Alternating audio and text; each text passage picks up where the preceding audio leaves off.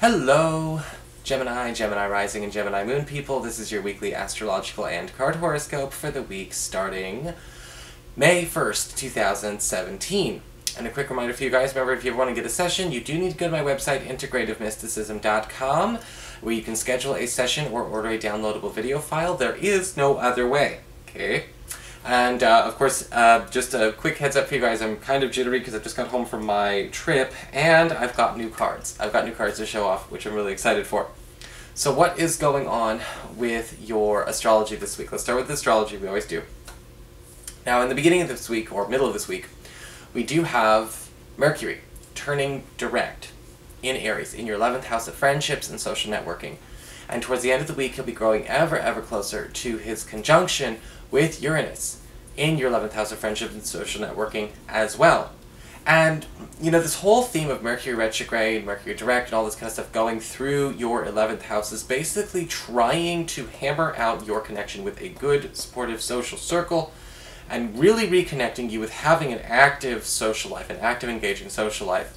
And when Mercury goes direct here and conjuncts Uranus towards the end of the week, there is an opportunity to recover a really strong, deep friendship that may actually kind of be with a bit of an oddball character that you don't normally spend a lot of time with, or you know is kind of your escape from the humdrum norm of, say, the family, the friends, the neighborhood, and all of those kinds of things.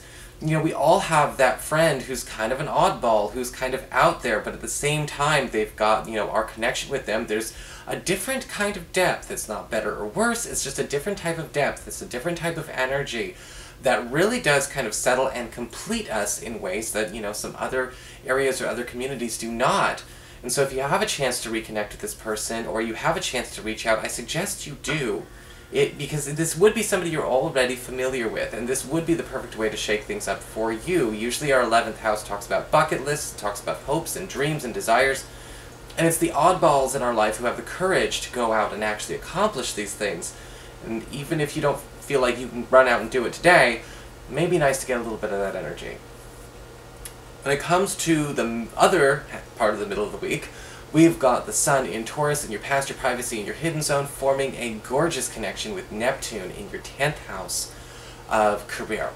And there may actually be another individual from your past offering some kind of financial supplement or financial opportunity this week to you, whether it's a deal, you know, a business deal, maybe they're trying to hook you up with a reference to get a new job, maybe they are trying to pull you into a situation where something will be a lot bigger, a little bit better for you.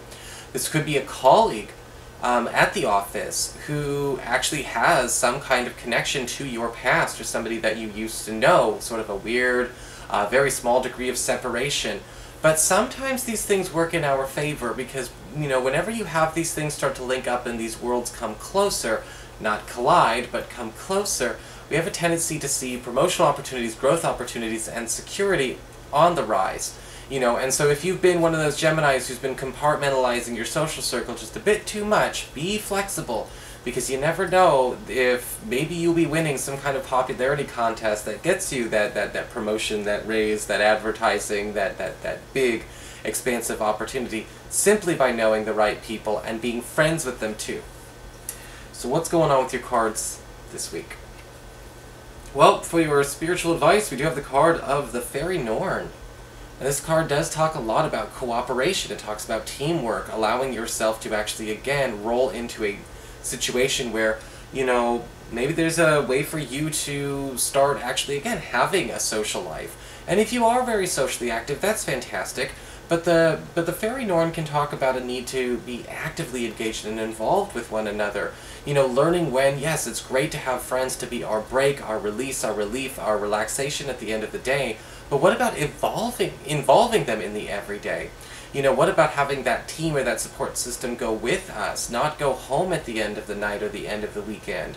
You know, because the Fairy Norn is talking about a stronger team coming around you, a stronger team needing to be built around you.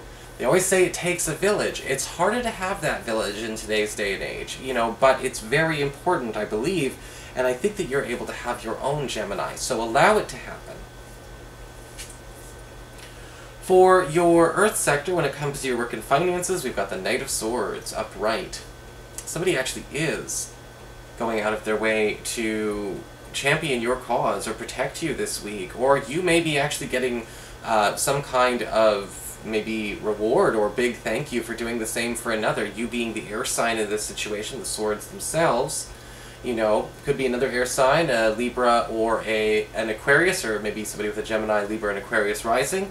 But the Knight of Swords upright does indicate people actually being rewarded for sticking up for the right people, and sticking up, you know, and fighting the good fight.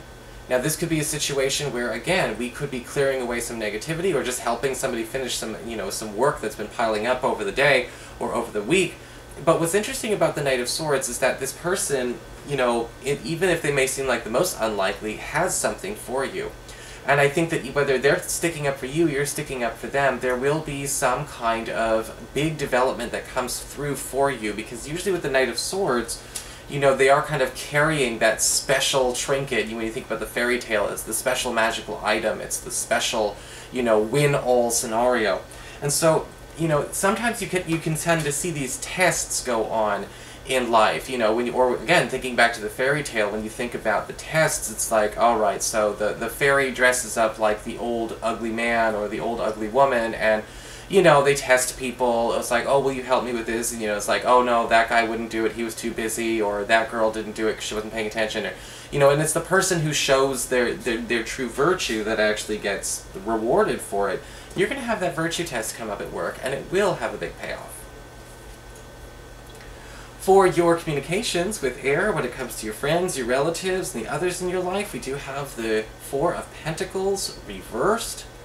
Alright, so, has anyone been being a bit stingy with you? Okay, has anyone actually been going, you know, maybe holding out, whether they're holding out financially, holding out with their, you know, with their time, their energy, their words? The Four of Pentacles reversed can indicate people who have been locking their doors to you, or maybe even just shutting themselves in or shutting everyone else out, are going to be more available this week. Who has been so hard to get a hold of? Who has been so hard to finally get to sit down and maybe actually get something settled? You know, sometimes the Four of Pentacles reverse can indicate people paying up when they've not been paying us back. Either way, where is the locked door that is now unlocked for you is a very important question to ask. It's a very important thing to pay attention to when you get the Four of Pentacles reversed, because we may be feeling like we've hit a dead end. No, that person, it's not a dead end. It's a house at the end of the cul-de-sac. We can go in. Which is always a nice thing to know. For your challenge this week with fire, we do have the Eight of Cups reversed. Somebody's coming back into our space, or we may be going back into their space this week. The Eight of Cups reversed does indicate kind of returning to a situation where there is clearly a little bit of unfinished business. But it may not necessarily be unfinished business in the worst of ways. Maybe it was space we took from one another. Okay, again, it could be anybody. You know, we would talk about the Eight of Cups reversed. Maybe we took space from somebody because we needed it for ourselves. Maybe they took space because they needed it for themselves. Maybe we thought we had a falling out. But the Eight of Cups reversed as a challenge is basically saying, how do you find the means of coming back together? How do you find a way to come back together? This may or may not be romantic, you know, this could just as easily be platonic, you know. I know that sometimes people just, you know, they don't think about how important those relationships are, but again, it does take a village. And when we think about the, you know, the Eight of Cups reversed, people coming back into your life, it's reconnecting you again. This whole week is all about connecting you with stronger friends and stronger, you know, more interactive social circles. So there may even be a friend or a BFF from the past that needs that opportunity from you as well.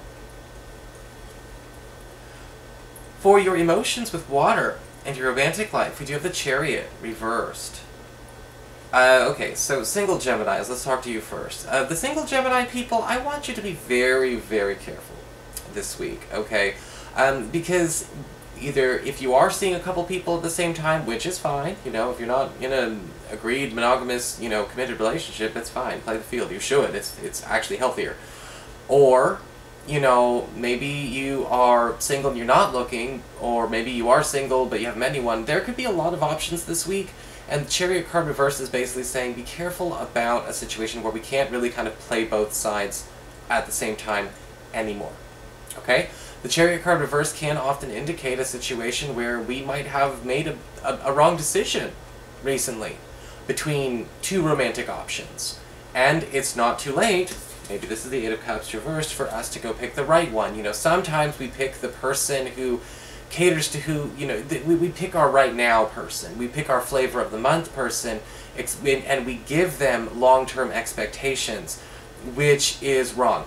Not wrong ethically, but just wrong as in it doesn't work. And I think that maybe with the Chariot card reverse, it's kind of saying, okay, if you get a lot of people, or maybe you just meet one person or several people this week, pay attention to where you're thinking about your needs right now versus, again, long-term expectations or long-term opportunities. Because romantically, if you want something long-term, you don't want to be focusing on the needs, wants, and issues of today more than how to have that long-term mature relationship. It's important to be able to balance that out, and some of you who've been playing the field may need to be whittling it down this week. For those of you who are currently coupled, the Chariot card reverse can also indicate you and your partner maybe realizing there's just too much that you guys can't do separately anymore, okay? Sometimes with the Chariot card reverse, it's not about, playing the field. It's not what I'm talking about here. But it can talk about where the two of you have divided roles, divided opportunities, or divided responsibilities in a way that doesn't really resonate. Again, short-term needs trumping long-term needs. Maybe we got to think about that a little bit. Maybe we got to rearrange how the work schedules work, who's in charge of what with the kids, who's going to be handling X, Y, and Z with the rest of the family, and so on and so forth. Because what we've designated, the rules we've set forth are falling down. And it's not falling down because so-and-so's not working as hard as they could or anyone's doing anything wrong. It's just time to evolve, grow together or grow apart. And I think it's an opportunity for you and your sweetheart to grow together. So that is your horoscope. I hope you enjoyed it. If you did, please like, share, and subscribe. I appreciate it. And of course, if you ever want to get a session, you can always follow the links below or go to integrativemysticism.com.